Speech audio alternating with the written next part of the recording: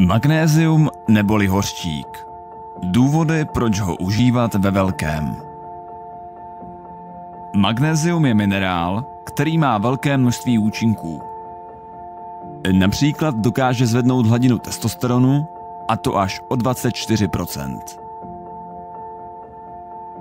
Co je však smutné, je fakt, že 80 až 90% lidí jsou magnézium deficitní, tedy trpí nedostatkem hořčíku.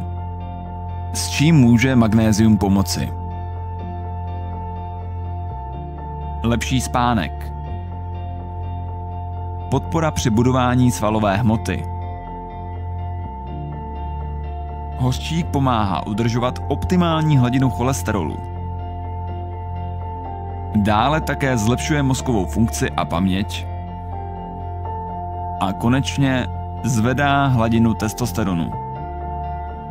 Avšak není magnézium jako magnézium.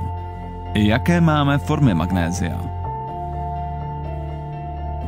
Mezi námi nedoporučované formy hořčíku se řadí hydroxid hořečnatý, uhličitan hořečnatý, síran hořečnatý a oxid hořečnatý, který je mimochodem hojně užíván v nejrůznějších produktech na trhu.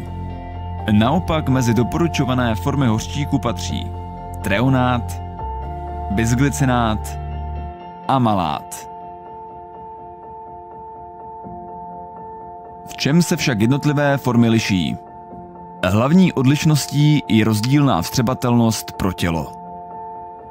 Konkrétně u oxidu hořečnatého je vstřebatelnost pouhých 5%. To znamená, že ze 100 mg hořčíku tělo vstřebá pouhých 5 mg. Navíc se jedná o anorganickou formu hořčíku. Naopak námi doporučovaná forma hořčíku, tedy bisglycinát hořečnatý, má vstřebatelnost okolo 85%, tedy ze 100 mg tělo vstřebá celých 85. A to je rozdíl, nemyslíte? Magnézium je vhodné užívat spolu s vitamínem B6. Proč? Jednak pomáhá udržovat optimální hladinu hořčíku v těle, dále zvyšuje efekt účinnosti a také směřuje hořčík do míst, kde je nejvíc potřeba.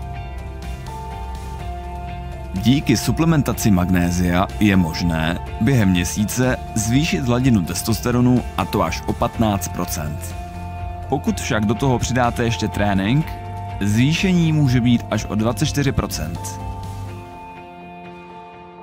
Zbývá tedy otázka, kolik optimálně denně přijmout hořčíku?